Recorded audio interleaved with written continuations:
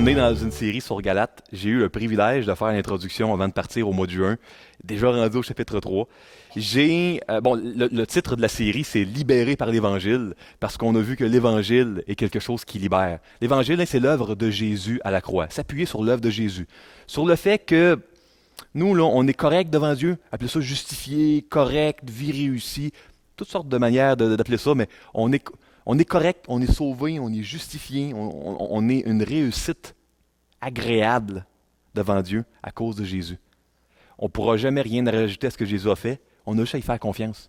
S'appuyer sur, faire confiance, c'est la foi, ça.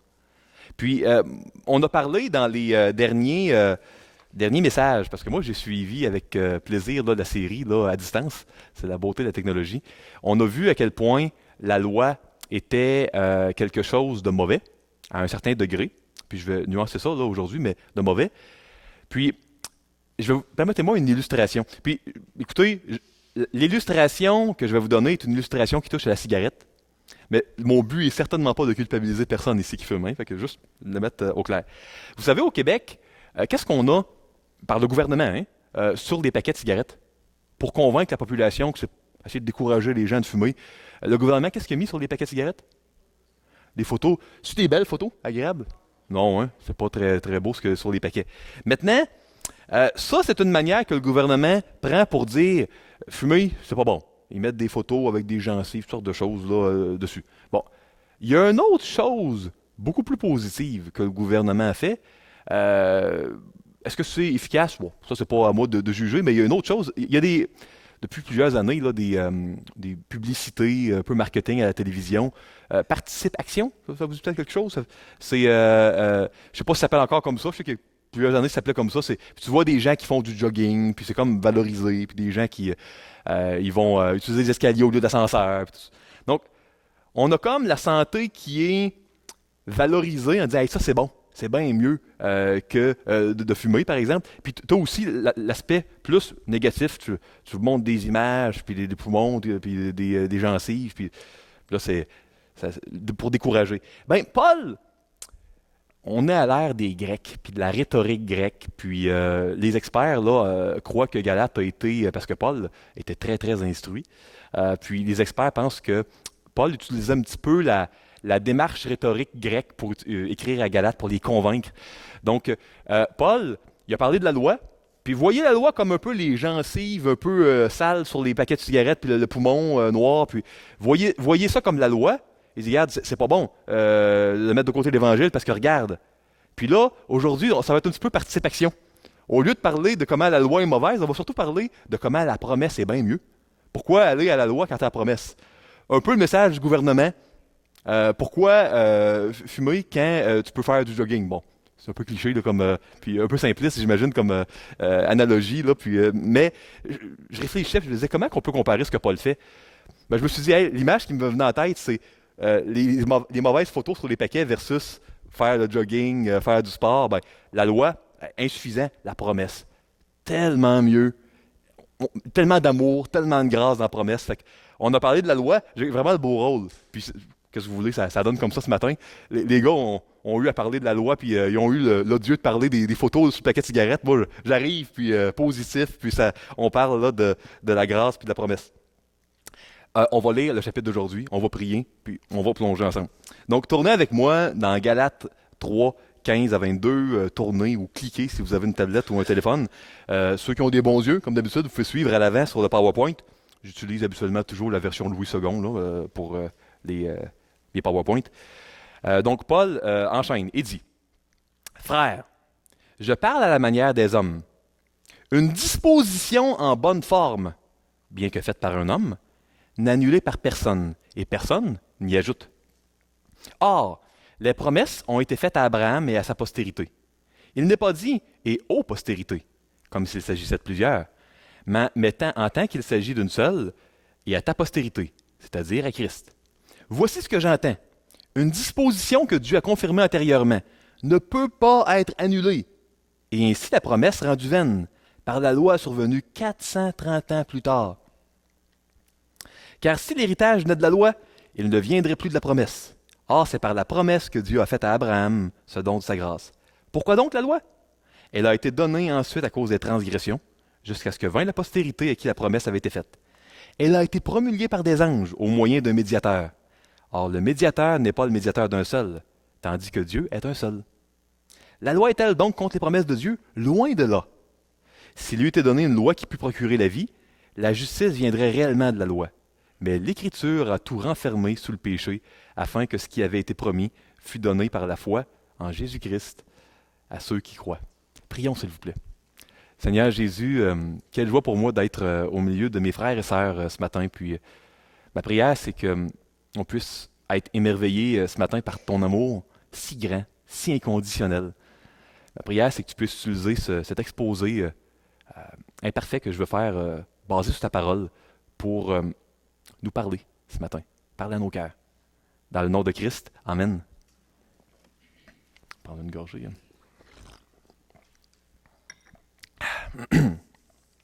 J'ai divisé comme d'habitude en petits morceaux.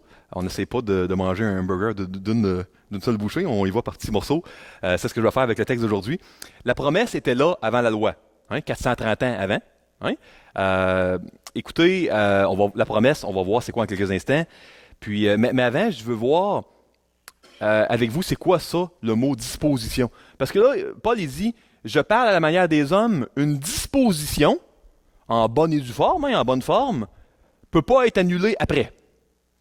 Bon, il y a 3 choix dans vos Bibles. Selon vous avez Darby, Louis II Ancien, 21. Vous allez voir le mot disposition, le mot testament ou le mot alliance.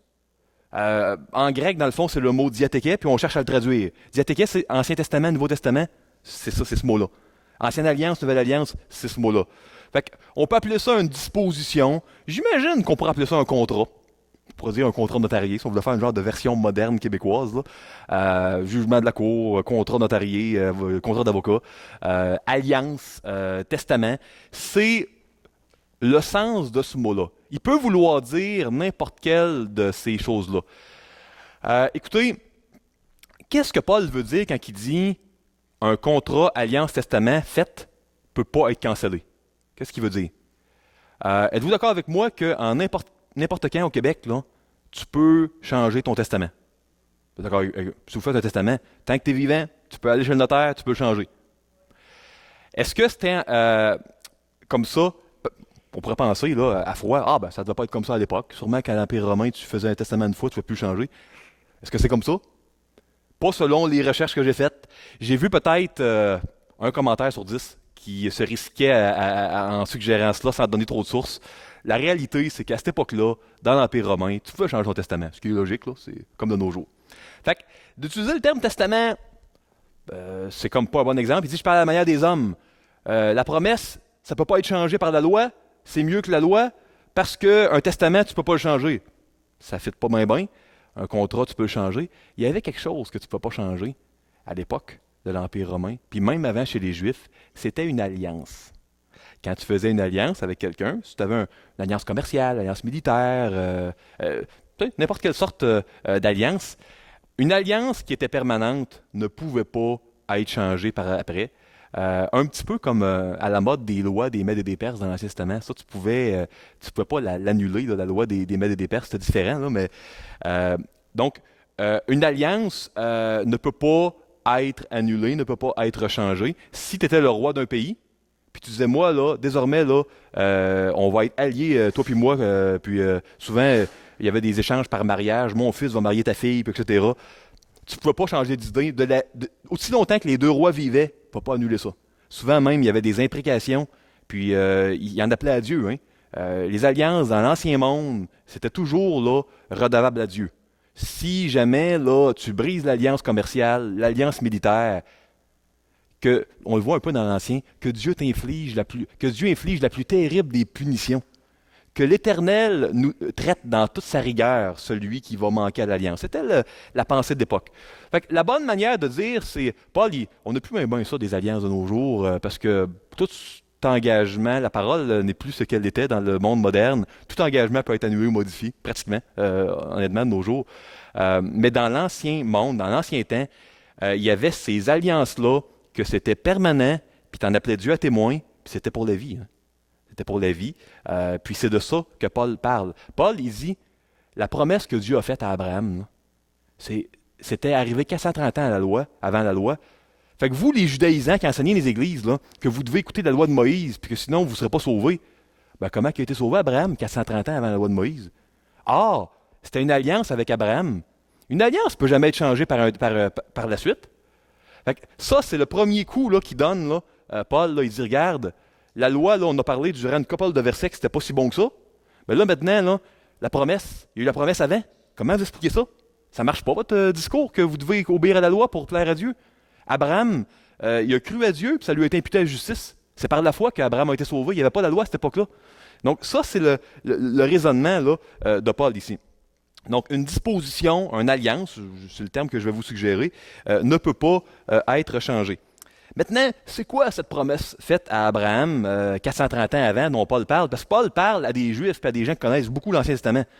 De nos jours, on étudie moins l'Ancien, donc nous, la promesse 430 ans avant, là, pour eux autres, c'était clair, clair comme bonjour. Comme si on parlait des Canadiens de Montréal qui ont fait telle ou telle chose, pour nous, c'est... On lirait ça dans 100 ans, les gens diraient, c'est quoi ça, les Canadiens de Montréal? Mais tu sais, pour nous, c'est clair. Ben, un peu moins pour moi, qui ne suis pas le sport, mais pour la plupart des gens, c'est clair. Ben, pour nous, 430 ans, la promesse, pas clair. Lisons dans la parole de quoi il en retourne. Genèse 15, verset 17.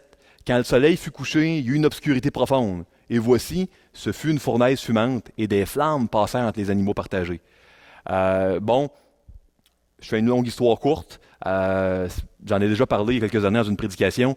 Dans l'Ancien Monde, souvent, quand tu faisais une alliance avec ton voisin, avec le roi d'à côté, tu prenais un bœuf, souvent des chèvres, tu coupais en deux, chaque personne passait entre les deux morceaux d'animal coupé, puis c'était que l'Éternel coupe, comme cet animal-là, celui qui ne respectera pas, à vie.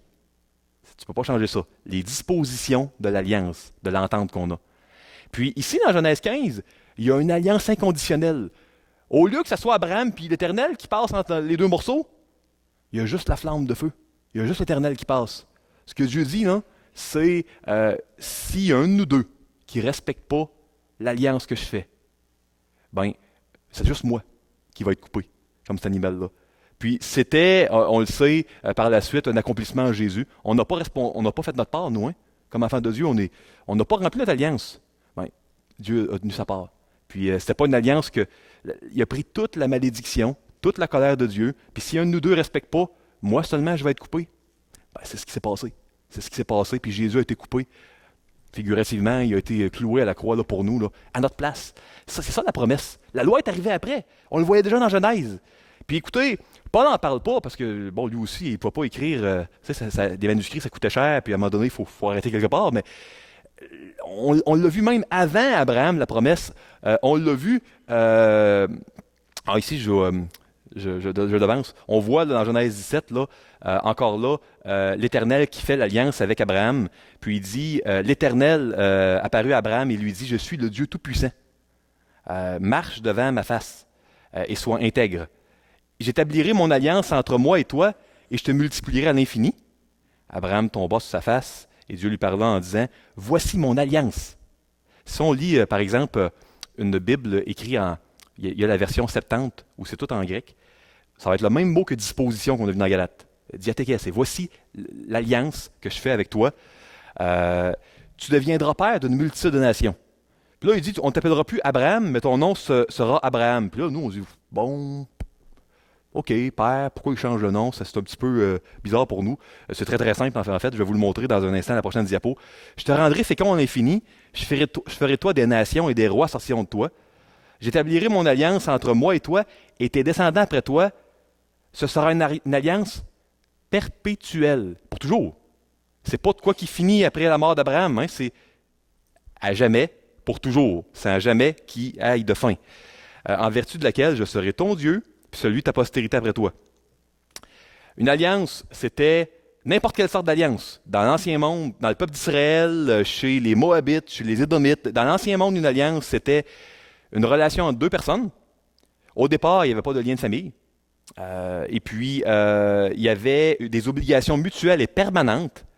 C'était ratifié par un signe. Souvent, nous, c'est des contrats. À cette époque-là, ils ne signaient pas de contrat. Souvent, c'était un signe. On coupait un animal en deux. On avait, par exemple, souvent des signes physiques. On sait, par exemple, que à partir là, de l'Ancien Testament, le signe physique pour l'alliance, c'était la circoncision. Donc, c'était des signes. C'était l'équivalent de signer un contrat ou de faire des vœux. C'était un petit peu comme ça que dans une alliance, il y avait toujours un ratifié par un signe, puis redevable envers Dieu. Pour les Juifs, c'était l'Éternel. Pour les Moabites, c'était Baal. Mais c'était toujours... on en appelait à un Dieu qu'il inflige la plus terrible des punitions si l'alliance n'est pas respectée. C'était envers Dieu qu'on était redevable. Ça, c'était une alliance. Maintenant, l'alliance de Dieu, c'est quoi? C'est l'Éternel qui dit, je vais être au milieu de vous, je vais être votre Dieu, vous allez être mon peuple. Trois choses. C'est pas compliqué, hein? L'alliance, là, que vous avez dans Ésaïe, dans Ézéchiel, dans Lévitique, dans Genèse, je vais être votre Dieu, vous allez être mon peuple, je vais être au milieu de vous. C'est aussi simple que ça. Puis si je ne remplis pas ma part, que je sois coupé, mais Dieu il remplit tout le temps sa part, on le voit dans l'Épître aux Hébreux. Puis si vous ne remplissez pas votre part, ça va être sur mon compte aussi. Ça va être sur mon compte aussi. C'est ça la promesse que Paul parle, qui était claire pour les chrétiens de Galate, en disant, allez pas vers la loi. Puis là, il a commencé à leur montrer les photos de paquets de cigarettes, mais là, il leur parle de la promesse. Il dit, voyons donc, la promesse est arrivée avant, puis vous le savez, vous les Juifs, ça ne peut pas être changé une alliance. Pourquoi vous retournez à la loi? Ça ne fait pas de sens. Ça ne fait pas de sens. Rapidement, je vais vous donner un autre exemple de l'alliance. La promesse, c'est quoi donc? C'est que par la foi, nous, on accepte d'être le peuple de Dieu. Et puis que Dieu soit au milieu de nous. Je serai votre Dieu, vous serez mon peuple, je serai au milieu de vous. C'était de même pour les Juifs dans l'Ancien Testament. Dans la Nouvelle Alliance, c'est encore de même pour nous. On sait qu'en Jésus, Jésus est notre Dieu, on est son peuple, on est ses enfants. On le voit à plusieurs reprises dans le Nouveau Testament, on le voit dans l'Apocalypse, on le voit dans Éphésiens. On est le peuple de Dieu, puis il est au milieu de nous, d'une manière bien plus présente qu'il n'a jamais été dans l'Ancien, parce que nous, on a le Saint-Esprit en nous. Donc ça, ça a été accompli là, d'une manière spectaculaire en Jésus. Pourquoi Dieu change le nom d'Abraham en Abraham? Moi, je n'avais jamais catché la chose, mais c'est que Ab veut dire père. Pas besoin de... C'est pas si compliqué que ça. Hein? Fait que Ab, c'est père. Puis Ram, c'est comme être exalté, glorieux, etc. Puis Am, c'est peuple. Fait qu'il s'appelait père exalté. Puis il dit, regarde, comme je pars une alliance avec toi, puis tous les gens qui parlent la foi vont s'appuyer sur moi, vont être des enfants de Dieu, vont être mon peuple, ben tu vas être le père. Rav, c'était beaucoup. Et puis Am, c'était nation. Fait que tu étais un père glorieux, ben là, j'ai fait une alliance avec toi, tu vas être le père de grande nation. Ben oui, tu vas être un... Donc change ton nom, tu vas être un père, beaucoup, nation. Aussi simple que ça. C'est pas plus compliqué que ça. Puis l'Éternel a changé le nom parce qu'il a dit, garde, c'est juste moi qui passe au milieu des deux morceaux d'animal, la flamme de feu, puis je fais une alliance perpétuelle. Donc perpétuelle qui ne pourra pas être changée par Moïse, qui ne pourra jamais être annulée. Vous n'aurez jamais, jamais, jamais besoin de garder votre côté, votre part, d'être parfait, de toujours obéir à la loi, parce que je vous aime. Parce que je vous aime, puis moi je vais payer le prix, je vais payer la note. Ici, écoutez, rapidement, Noé, on le voyait déjà, le temps me manque parce que je veux arriver jusqu'à la fin. Fait que je ne lirai pas le texte, mais je le résume. Je vous encourage à lire Genèse 9, 9 à 16. Déjà, on pourrait parler d'Adam, je ne parlerai pas d'Adam ce matin, mais on a vu l'alliance en Éden, on l'a vu avec Noé. Vous savez, à l'époque de Noé, bien avant Abraham, la terre était méchante, puis Dieu était en colère, a détruit l'humanité par l'eau. Et puis, Dieu dit, par la suite, après avoir détruit l'humanité, il dit, j'établis mon alliance, verset 11, avec vous. Aucune chair ne sera plus exterminée par les eaux du déluge. Fait que j'établis mon alliance avec vous, le peuple de Dieu, Noé. Il n'y aura plus de déluge pour détruire la terre. Et Dieu dit, c'est ici le signe de l'alliance que j'établis entre moi et vous, et tous les êtres vivants qui sont avec vous, pour les générations à toujours. J'ai placé mon arc dans les nues. Il servira de signe d'alliance entre moi et la terre. Quand j'aurai rassemblé les nuages au-dessus de la terre, l'arc paraîtra dans la nue. Je me souviendrai de mon alliance entre moi et vous et tous les êtres vivants de toute chair, et les eaux ne deviendront plus un déluge pour détruire toute chair. L'arc sera dans les nues. Je le regarderai pour me souvenir de l'alliance perpétuelle. Pas temporaire, perpétuelle, pour toujours. Fait que la loi était là pour un temps. était temporaire, la loi. Pas la promesse. La promesse, c'était bien avant la loi, puis elle était perpétuelle, selon Dieu, selon ce qu'on voit dans Genèse à plusieurs endroits, puis dans la parole de Dieu. Euh, Puis ce que j'ai bien aimé, c'est en hébreu, tu as toutes sortes de petits préfixes, suffixes qui donnent la direction des choses. Puis pour moi, bon, l'arc-en-ciel, OK, l'alliance. Puis en voyant ça, j'ai traduit ce texte-là durant l'été, puis j'ai vu que le terme arc, quand Dieu dit je donne mon arc, c'est vraiment un mot, l'arc militaire. Hein? C'est pas un mot spécial pour arc-en-ciel avec les belles couleurs. C'est un arc. Dieu il dit, garde, je donne mon arc, je le place dans les nuages, dans les nues, en direction du ciel. Un pistolet a une direction. Tu ne pointes pas ça vers quelqu'un. Un arc dans l'Ancien Monde avait une direction. Et puis l'arc ne sera pas pointé vers la terre. Il va être en direction du ciel, comme quoi qu'à partir de maintenant, ma colère ne sera plus contre les hommes. Hein? Elle va être contre le ciel, contre Jésus. Et puis ça aussi, on sait que ça s'est accompli là, à la croix. Donc, écoutez, ça, c'est des choses qui étaient connues par les Juifs. On peut le voir, par exemple, quand on lit là, toute la promesse faite à Noé. Si on prend le Talmud et puis on étudiait les livres des rabbins juifs, c'est des choses que les gens comprenaient, que les Galates comprenaient, mais que nous, 2000 ans plus tard, on ne connaît pas trop la culture juive, on connaît moins l'ancien, on perd un peu le sens. Mais Paul leur dit, écoutez, ça ne fait pas de sens. La loi était temporaire. Vous avez vu comment ce perpétuel revient souvent? La promesse était pour toujours, puis c'est tellement mieux. Wow! Colère ne sera plus jamais envers la terre. Je ne détruirai plus la terre par les eaux du déluge. Puis si tu ne respectes pas Abraham puis tes descendants pour toujours, c'est pas toi qui va être coupé, c'est moi. Donc ça, c'est l'alliance, puis il y aurait plusieurs textes à voir. Fait que, quand on voit au verset 18 que si l'héritage venait de la loi, il ne viendrait plus de la promesse, ben, ce que Paul il dit, c'est l'héritage, c'est être descendant d'Abraham d'un point de vue spirituel. Quand l'Éternel dit que les descendants d'Abraham vont marcher avec lui pour toujours, puis qu'ils vont avoir une nouvelle destination, puis écoutez, il faut comprendre que dans la tête de Paul, on voit à la fin de Galates que Paul il dit vous êtes Israël de Dieu, etc. Fait que, Paul, ce qu'il est en train de dire, c'est que puis on voit aussi Paul la semaine dernière, si vous vous souvenez du message, Paul disait on est Abraham crut à Dieu, cela lui fut imputé à justice. On va voir au chapitre 4 que vous êtes les descendants d'Abraham, vous qui croyez avec Abraham le croyant, etc. Fait que tous ces points-là, c'est une analogie. C'est de dire, quand Dieu dit que Abraham, là, ses enfants seraient toujours croyants, bon, malheureusement, c'est pas tous les Juifs qui vont toujours être croyants. Il y a des Juifs, malheureusement, qui ne marcheront pas avec le Seigneur. C'est pas être de sang juif qui sauve, c'est pas être la foi qui sauve, c'est croire comme Abraham. C'est pour ça que Jésus a dit dans l'Évangile aux pharisiens que ce n'étaient pas des vrais enfants d'Abraham. Puis là, les pharisiens étaient vraiment pas contents parce qu'ils ne croyaient pas, ils n'ont pas reçu le Messie. Leur sang, puis la circoncision, puis la loi ne pouvaient pas sauver les pharisiens, qui étaient pourtant juifs, s'ils ne mettaient pas leur foi en Jésus. Donc, la promesse est venue avant. Puis une promesse, une alliance ne peut jamais être changée. Puis la loi était temporaire. On a parlé des points négatifs de la loi. Ben, là, on parle de la promesse. Puis la promesse est tellement meilleure. Donc, revenez pas à la loi, vous les Galates. C'est ça le point d'aujourd'hui. Donc, écoutez, Galates 3.6, on l'a vu la semaine dernière, comme Abraham crut à Dieu, cela lui fut imputé à justice. C'est ce que Paul nous enseigne.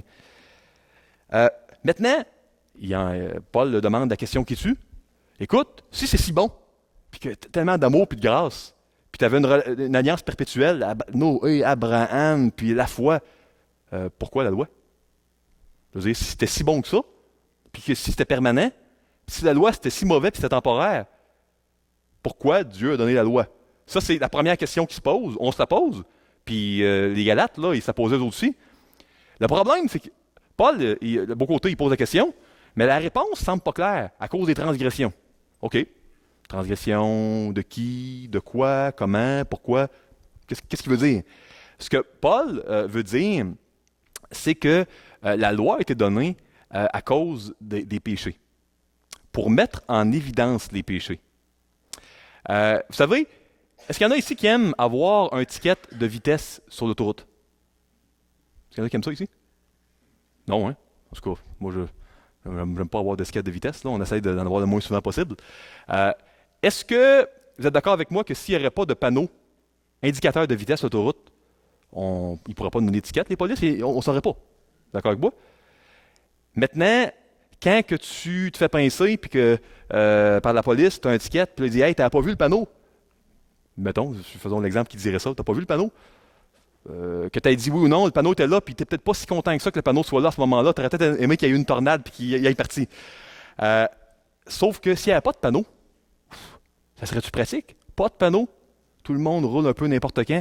Peut-être qu'en Allemagne, ça marche, mais avec les routes québécoises, je ne veux pas être méchant pour faire des critiques, les routes québécoises, le gel, le dégel, le verglas, est-ce qu'on voudrait vraiment ça? Pas de panneau indicateur? Ben non, hein? Pas fameux, hein? Fait que c'est un petit peu ça. La loi a été donnée pour nous dire, pour mettre en évidence le péché. C'est pas parce que la loi met en évidence le péché qu'on n'en a pas besoin. On a besoin de savoir c'est quoi le bien et le mal. Tu sais, c'est important de savoir ce qui est bien et mal. Puis c'est important de pouvoir, même comme chrétien, là, il y a plein de lois chrétiennes dans le Nouveau Testament, permettez-moi d'utiliser le terme, là, on pourrait en trouver un meilleur, commandement, si vous aimez mieux. Là. Tu sais, les impératifs dans le Nouveau Testament, pardonnez-vous les uns les autres. Je vais tricher avec vous, je vais prendre un exemple, un des rares exemples où le mot loi revient. Portez les fardeaux les uns les autres, Galates 6.2, et vous accomplirez ainsi la loi de Christ. Donc, il y a des lois dans le Nouveau Testament, selon Paul en tout cas. Est-ce qu'on est content qu'il soit là? Ben oui, c'est le panneau de vitesse. C'est pour mesurer notre sanctification, c'est pour mesurer, nous donner ce qui est bien et qui est mal. Maintenant, est-ce que ça va nous condamner, nous qui sommes des héritiers de la promesse, qui croyons comme Abraham le croyant, notre père spirituel? Ben non, ça ne nous condamnera pas. Nous, le ticket, là, à chaque fois qu'on va être arrêté, là, ben, on a une carte de crédit là, illimitée là, ou une badge de police ou de pompier ou de peu importe. Là, puis en tout cas, on montre ça et puis oh, c'est beau. Fait que, on a bel et bien dépassé la vitesse, mais ça ne coûte rien, il n'y a pas de point d'émérite. Continuez, monsieur. Fait que c'est un petit peu ça, hein? Quelqu'un d'autre a payé le prix. Quelqu'un d'autre a payé le prix.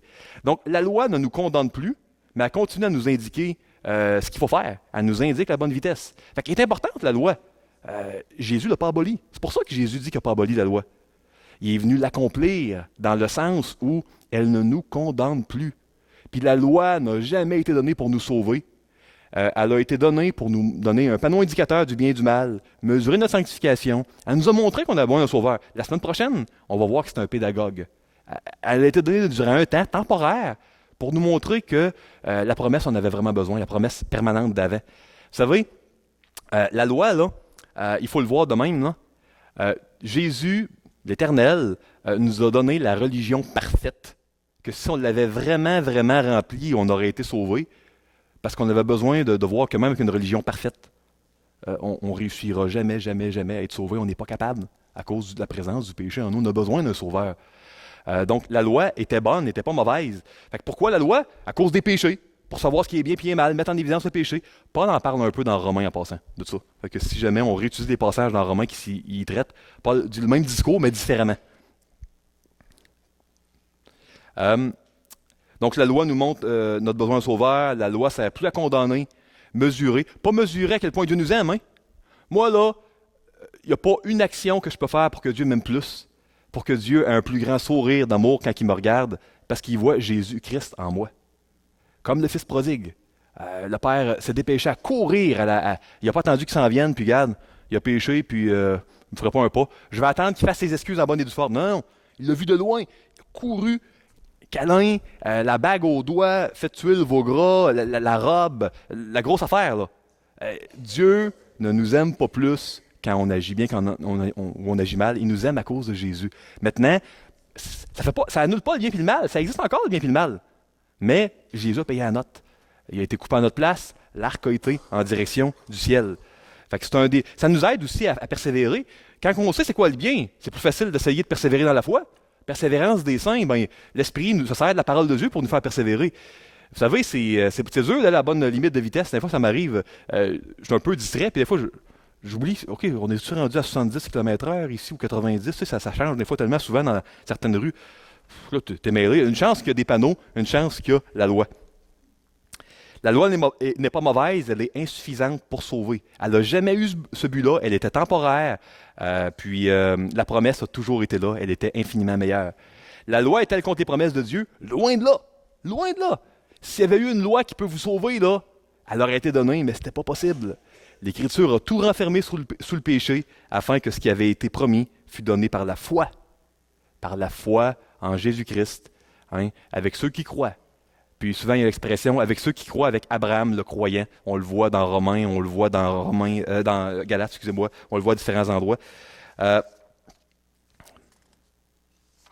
Donc, je vais voir les points qu'il me reste à faire pour conclure.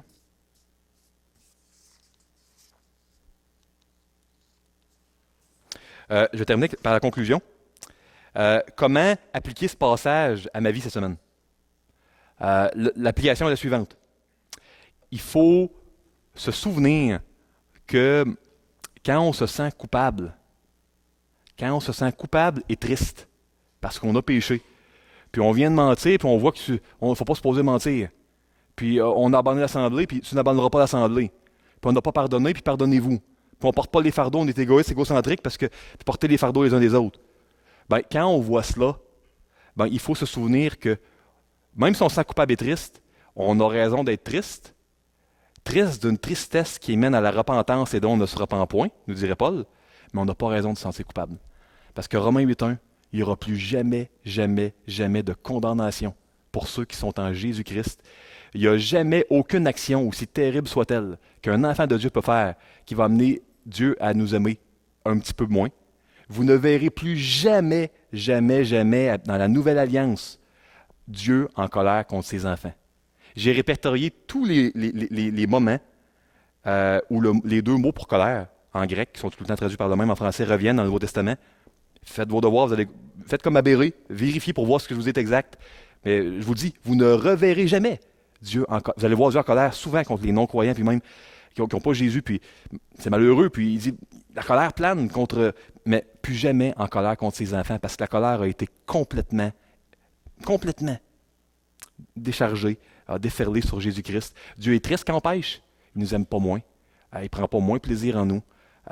Puis vous savez, il n'y a aucune action qu'on peut faire pour que Dieu nous aime plus. Il n'y a aucune action qu'on peut faire pour que Dieu nous rejette.